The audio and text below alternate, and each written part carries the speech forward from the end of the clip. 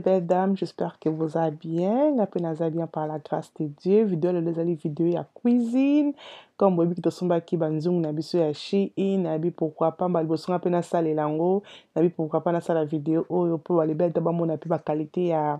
ba nzungu yango ya Shein to somba kinga na bino to bango ceux qui zali bien, mais ceux qui zali mabe, to ceux qui obéissent vraiment biloko. Donc voilà, na na posa rolia pundu nabi ki wi na sala nzungu nanga o ba penga kingo nzungu ya soup na Shein ba koma kiza pona soup ngamna dambela ngo pundu. Parce que na mona ki nzungu wana ezalaki vraiment kilo ba libede mais ça vraiment kilo nzungu oyo itabi ki non na lambela pondu po wika pondu bunga mwa nzungu ya munene. Donc voilà na tie pondu na nga naza na deliboke na nga pondu na ocha pondu na nga kombo moni apo kocha pondu na nzungu na kocha sko mai ya moto kocha mai ya malili menga kombo bi comme d'habitude na toujours kosala toujours mai ya moto na tie na nga mai na nga moto po na lokwa nzungu pesa kilo ezala rapide donc ekomata na moto punga naza na gaz te na courant. Donc voilà, donc wana na tie siko mai na nga moto kombo moni na pondu après wana na ki komata pondu na ngai na moto butala vraiment te nzungu yango ezali is really nice though. I like it. Donc voilà wana na kina réchaud na tie pondu na nga poto tika pondu na biso etoka et awa na tiki pondu na nga etoka na réchaud et toko kendesko poto bongisa ba légumes na biso o toko tia na pondu. Donc voilà wana naza na basket na nga bozomona nazoki un peu na Shein yango ki na otela ngo ba matungulu na nga comme ça non c'est lango comme ça. Donc voilà wana naza na matungulu na nga nazo matungulu biloko oyo tokoza nango posa pona kolambela pondu bobi kinga la rose pondu na ngeza kalango vraiment simple. Donc oza na aubergine, oza na poivron, oza na poiron, oza na concombre, oza na litungulu, oza na pilipili ya vert, oza na ndembi na chakite mais si tu veux tu peux mettre mais na chakite et oza na ail na chakipe tangawizi kombo moni elakisi bino wana biloko nga na chaka na pondu na nga wana. Donc après wana toko nettoyer vraiment biloko na biso toko longola ngo ba poso pour que tout mélanger tout. Donc bien nettoyer ba légumes na pour que ba légumes za la peming na ba zelu faut vraiment bien nettoyer avant que au mélanger yango.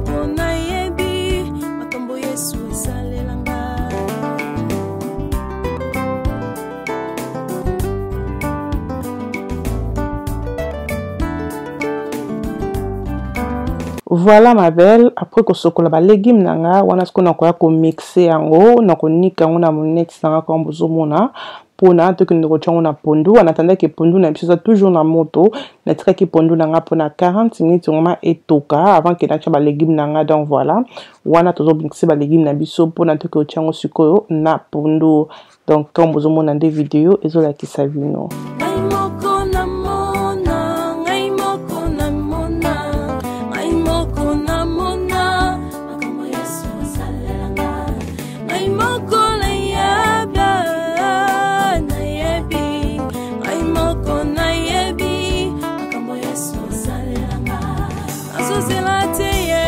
Donc voilà wana sisi ko mixer ba légumes nanga kombo moni et na tiango na sani nanga pembeni et na kozosko aubergine na longola poso na linga tout na mona ko garder poso aubergine na pondu na mona ngo makasi so pondu belé telema j'aime pas. Donc voilà c'est ça qui nga na longola poso et aubergine nanga après wana na okata ngona nika aubergine nanga te na tiaka onka bongo to na katinde na ocha na pondu pona ninga emonana esala ngo to ngoli ngo senti lokwa mwa musuni te za ngo aubergine. Donc voilà donc on a na kati aubergine nanga kombo moni après okata ba aubergine na biso pondu na nga na tiaka toujours pichard donc so naza na pichard mona kocha pichard na sanson na Thompson mona kocha pichard na sanson na 5 na mbiso kauka donc voilà mais lelo na tiaka ka pichard apamba na nga na tia mbiso kauka ma prena lembi na nga na muka na liaka pondu yango moko anyway na yo tiaka pondu na nga na kocha pichard mona nde nzungu zo tokisa biso nzungu oyo eloko na koloba sema ya mabe pona nzungu oyo eza tellement kilo et ça prend du temps pour na pondu et toka mais ce résumé moto et toka bien mais tant na ko tcha ba légumes na nga mabel et joie qui nga vraiment temps pour na pondu na nga et toka ba anyway wana na ko tcha ba légumes na nga nyoso una kata kina bino na ochango na pondu na nga to na biki pondu na nge toka ki pona 45 minutes après wana na ko tcha ba légumes na nga pour na vraiment ki pondu na tika ngata pour na 3 heures na ko sa minute pour pondu na nga na linga vraiment et toka donc après wana na koya ko boa kapisha na nga na kati bamsu balongola ka sauce wana menga na tsango na sauce ma belle sala ngo ka soupe donc voilà na tiengo bongo e na ko finika ngo pour etoka avant que na cha biloko mususu oyo etikali mais tellement que nzungu nange bande ko toka ndenge nga na linga kite ezo toka ndenge linga ponde toka te zaki vraiment kilo et na zaki vraiment happy nango te nazaki vraiment happy nango nde bande kotokisa pondu nanga te e namoni kezo unisa pondu ko ba obalamba pondu ba obalinga pondu babiki pondu etokaka vraiment zo sentir pa zo sauter zo bebisa ba réchaud et tout mais o ezo toka vraiment na se e namona ki ke non nzungu o eza vraiment ndenga alingi tokisa pondu nanga te e eloko na koya kosala ma belle na koya ko changer nzungu parce que comme bozo mona pondu ndezo toka lokola soupu pondu bunga etoka boete ba obabi kolamba ba yebi ke pondu etoka boete so pondu etoka boti le temps que pondu be la pondu na yo ekoya ko beba so lokonga linga pondu mo yabi ke pondu na nge beba te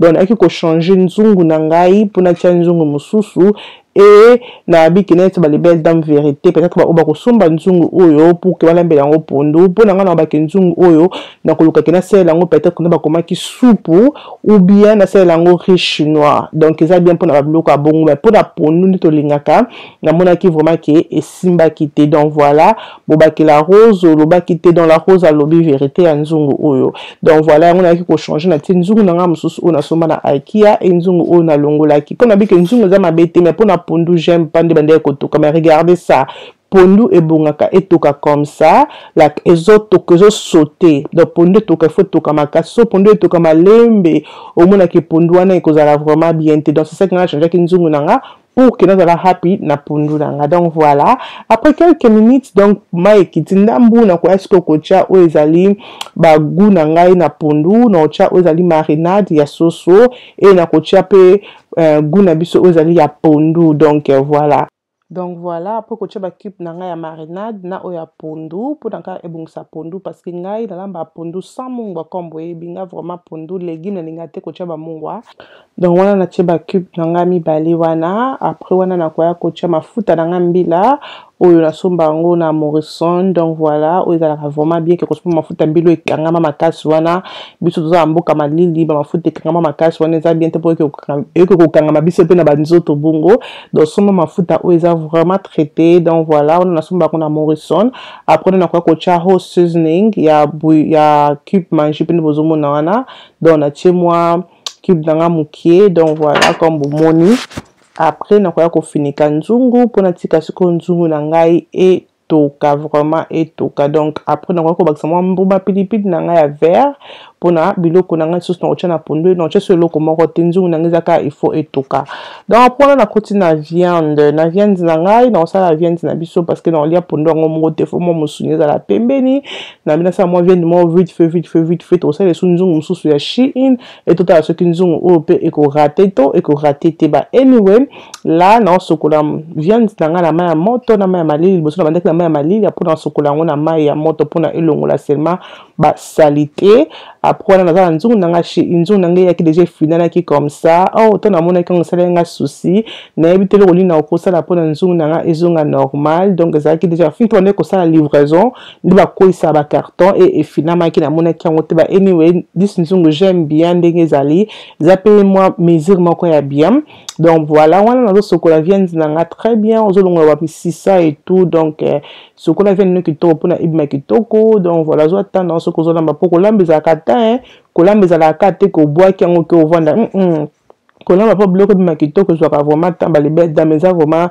job eza vraiment mosala. Donc voilà, wana na longoli ba viande nanga ba misisa nyonso et na sokoli yango pe très bien comme bomoni apona tiango na nzungu na ngai ya Shein total nzungu on a bien que fona meka na biki fona meka encore deuxième nzungu pona na chouette. Regardez moi c'est viande de bimi vraiment propre hein. Après wana na kwa ko kocha ba légumes nanga ya viande wana naza moi aubergine mukio etikala ki na oboki lango pe na viande nanga na pe na oezali ai na tangawisi yango pe na ocha aya fresh na tangawisi fresh loko eza musunya viande na lingami kocha aya fresh tangawisi fresh parce que bimisa yango bimisa viande du goût hein. Ça la viande du goût que so tche o là je préfère vraiment quand tu es fresh comme ça la vraiment kitoko. Donc voilà on a tie tangawisi tangai na ai na nga ya fresh. Donc voilà nikango bioko nikango okosala comme tu veux et ça dépend seulement ndenge yo olamba na ndaku na yo. Après na na céleri na nga na okata te na sukulu seulement céleri na nga et na boaki et na poivron na nga ezali ya rouge na kokata katango pe. Donc viande zaki vraiment simple to check biloko belete to check pe likasa na biso solo. Donc voilà kwa ko boaka aubergine na nga ndambo o na kataki. Après na kwa kocha ezali tungulu nditinga vraiment na ba viande za ngami ko sela litungulu rouge na ba viande ça la vraiment kitoko. So côté litungulu rouge te ndanda kuno ba koti c'est ça la vraiment kitoko na ba viande meka o pesa nga raison ina kwa kocha elengi na tuzo mona oya ba poudre basangisi tangawisi biloko belebele ba tia na kati wana nde photo la kisibino na kwa kocha ngo pe. Après na kwa kokata litungulu na nga na tie katikati parce que litungulu na nga zaki munene. Donc faut pas d'aller venir parce qu'il vient des aki nango munene maka donc vient des aki belete. Donc voilà na kocha litungulu na ngai ya rouge wana bomona zaki vraiment fresh na tie na ndembi na nga zaki na congélateur na zui na tie ndembi et na kwa kocha ozali poivron ya rouge na kocha ka maman qu'on okata ngo bien et na tie viande na nga zaki vraiment simple mais ma belle zaki soya mais soya mais. Donc voilà na kati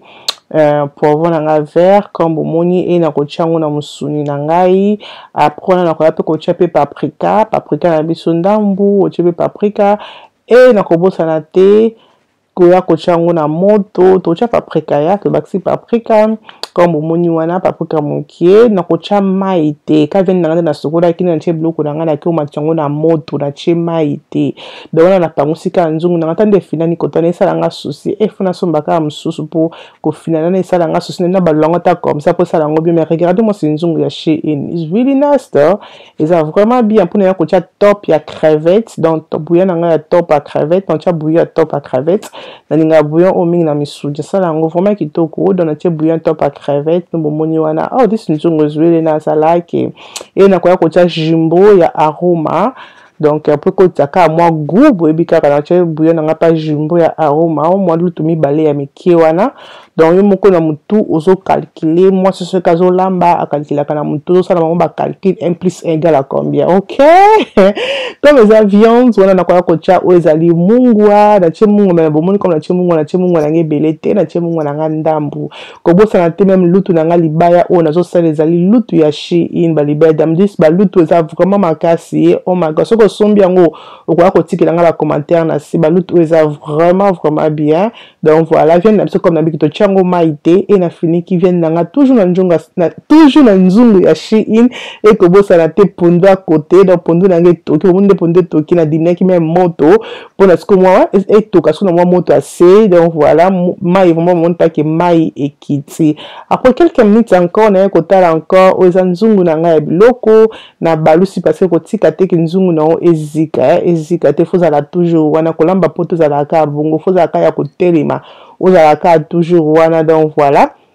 après on a fini qui encore nzungu na bois qui encore mis na nzungu pondu na moni que c'est bon. Et regardez-moi ça ne vient d'ambition comme le quoi to chango tomate hein mais to che tomate te vient des obela vraiment qui toko et ça lui chunga na banda ko n'est-ce pas. Et là avec moi tomate moko mukie na congélateur pardon na frigo nanga. Donc na sale là qui na beka na tomate mukie zaki vraiment dans mukie quand de bomoni wana zaki tomate sebelete pour na ngate que za la tomate zaki tomate ali nzanza. Donc na ngate za la trop de tomates. Donc voilà na chango tomate tapo na minacha sema tomate pour ça la ka moi bien. Anyway après wana na balusi encore nzungu nanga pardon na balusi encore musuni nangai. après kobalda musuni na nga na kotika yango